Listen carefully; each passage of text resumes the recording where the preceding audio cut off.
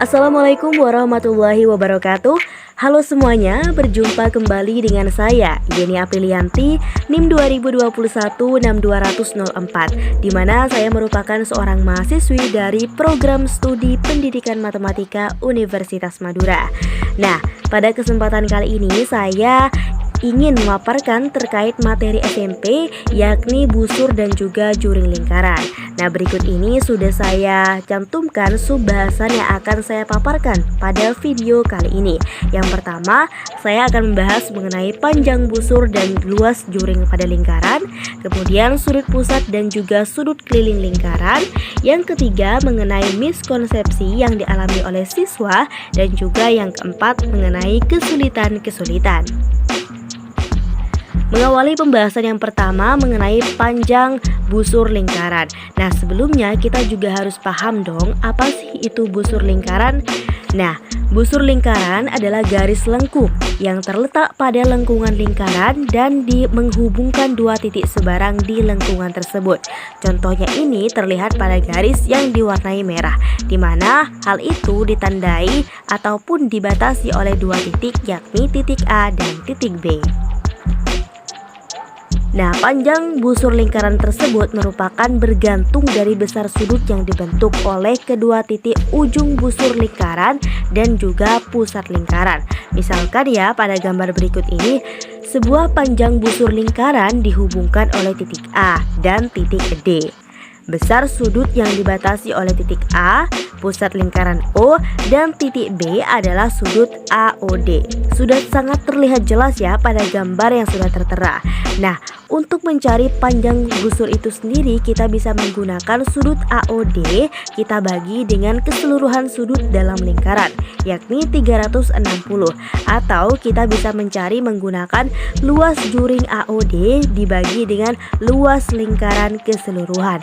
Atau juga kita bisa menggunakan panjang busur AD yang kemudian dibagi dengan keliling lingkaran. Seperti itu cara mencari panjang busur lingkaran. Nah, agar tidak ambigu, langsung saja ini dia merupakan contoh soal dari busur lingkaran. Nah, perhatikan baik-baik ya. Jika panjang busur AB adalah 32 cm, maka panjang busur CD adalah... Nah, bagaimana cara mencari panjang busur CD? Yang pertama, kita tulis terlebih dahulu apa yang sudah kita ketahui. Kita lihat bersama-sama.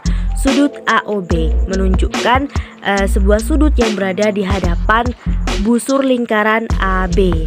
Nah, jadi di situ diketahui bahwa sudutnya berbentuk siku-siku senilai dengan 90 derajat. Kemudian sudut COD yang merupakan sudut yang berada di depan busur lingkaran CD sebesar 60 derajat. Dan di situ juga diketahui besar panjang busur AB adalah 32 cm. Langkah berikutnya kita bisa menggunakan cara berikut, yakni busur AB dibagi dengan busur CD sama dengan sudut AOB kita bagi dengan sudut COD, dimana kita langsung substitusikan saja yang diketahui, dimana AB di situ nilainya 32, CD itu yang ditanya, kemudian sudut AOB kita masukkan 90 derajat, kemudian juga dibagi dengan sudut COD yang merupakan nilainya itu adalah 60 derajat. Nah, sepertinya teman-teman semuanya di situ dapat terlihat bahwasanya 90 dan 60 bisa kita sederhanakan menjadi 3/2. Nah, hasil akhirnya nanti kita bisa mengalihkan silang 3/2 per CD sama dengan 3/2 itu kita kalikan silang menjadi 3 CD sama dengan 32 dikalikan 2, dimana 3 CD sama dengan hasil dari 32 dikalikan 2 sama dengan 64, dimana CD sama dengan 64/3 atau serupa dengan 21 1/3 cm. Seperti itu kira-kira. Nah, di sini teman-teman saya juga memiliki latihan soal yang nantinya bisa membantu teman-teman semuanya lebih paham terkait materi busur, terkait mencari panjang busur pada lingkaran itu sendiri, dan tentunya juga agar lebih terbiasa ya terkait latihan soalnya itu. Nah, selanjutnya kita juga akan membahas mengenai juring pada lingkaran. Nah, ini dia rumus dalam juring lingkaran, yakni Luasnya adalah A per 360 dikalikan pi r kuadrat. Kita harus juga tahu secara definisinya juring itu seperti apa. Jadi juring itu merupakan lingkaran yang memiliki luas daerah pada bangun lingkaran yang terbentuk dan dibatasi oleh dua jari-jari lingkaran dan juga busur lingkaran. Jadi juring itu merupakan luas yang dibatasi oleh dua jari-jari lingkaran dan juga dibatasi oleh busur lingkaran. Itu dia.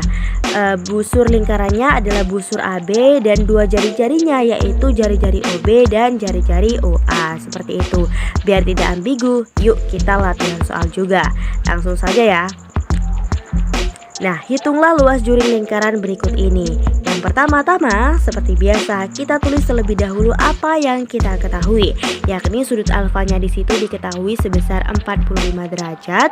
Kemudian garis OB yang merupakan jari-jari itu sama dengan 14 cm. Nah, karena jari-jarinya bernilai 14 cm, maka artinya kita bisa menggunakan 22/7. Nah, langsung saja kita masukkan ke dalam rumus, yakni luas juring AB sama dengan A per 360 derajat dikalikan pi r kuadrat.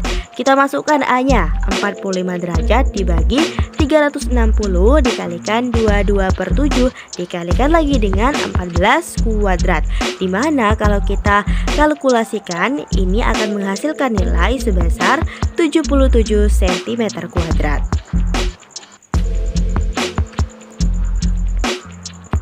Nah, di sini juga sudah kami sediakan latihan soal untuk teman-teman bisa berlatih secara individu ya. Nah, selanjutnya mengenai pembahasan sudut dalam lingkaran. Patut kita ketahui bersama bahwasanya sudut dalam lingkaran itu ada yang namanya sudut pusat dan juga sudut keliling. Sudut pusat seperti yang sudah ada di gambar, bahwasanya sudut yang berada di ataupun sudut yang terbentuk di pusat lingkaran. Sedangkan sudut keliling adalah sudut yang terbentuk pada keliling lingkaran. Next, lebih spesifiknya. Yang pertama sudut pusat. Nah, sudut pusat itu memiliki rumus di mana sama dengan 2 dikalikan sudut keliling. Artinya ketika sudut keliling itu dikalikan 2 kali, berarti bisa dikatakan sudut pusat itu akan lebih besar nilainya dibandingkan dengan sudut keliling. Nah, di sini ada contoh pada gambar yang kedua, di mana di situ terlihat ya bahwasanya sebuah lingkaran diketahui sudut kelilingnya sebesar 55 derajat. Nah, bagaimana untuk mencari AOC, sudut pusatnya? Nah, langsung saja kita masukkan dengan rumus yang sudah tertera. Sudut AOC sama dengan 2 dikalikan sudut ABC. 2 kita kalikan dengan 55 yang menghasilkan sudut AOC sama dengan 110 derajat. Beralih pada pembahasan sudut keliling. Nah, kalau sudut keliling itu sendiri adalah kebalikannya. Kalau tadi itu kita kalikan 2 dengan sudut keliling, nah kalau rumus sudut keliling itu sendiri adalah setengah kemudian dikalikan dengan sudut pusat, seperti itu. Nah, itu ya contohnya ya. Langsung kita cari gimana sih cara menentukan ACB selaku sudut kelilingnya, karena kan di situ sudah diketahui sudut pusatnya sebesar 80 derajat. Kita langsung masukkan saja ya. Jadinya kita setengah kalikan 80 derajat sama dengan 40 derajat.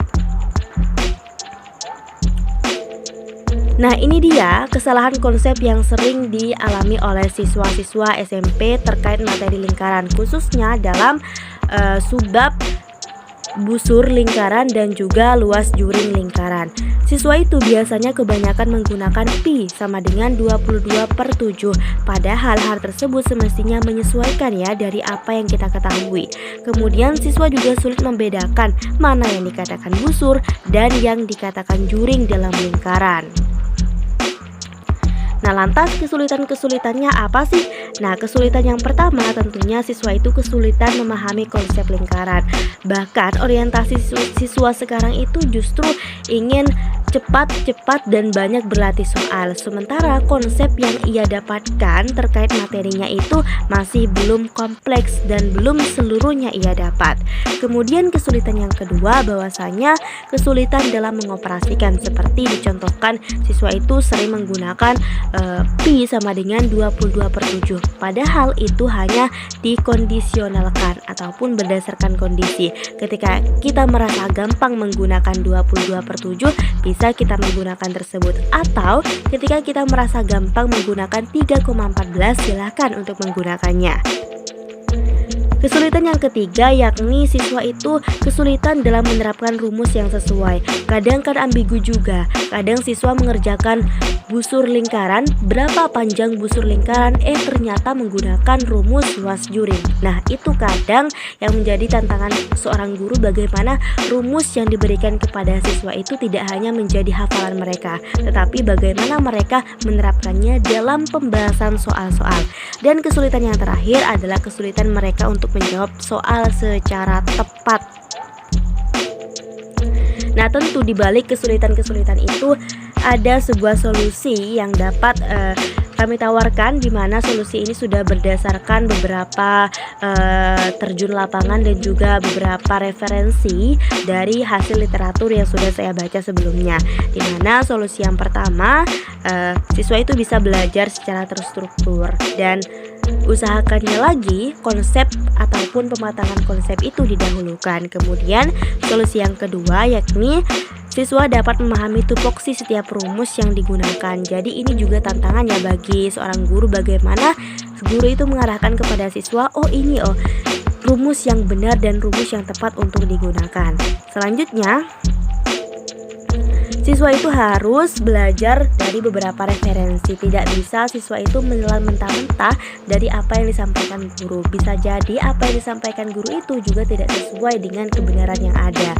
Oleh karenanya, kita itu juga dihimbau untuk mencari referensi tambahan, baik itu di website ataupun di platform-platform lainnya.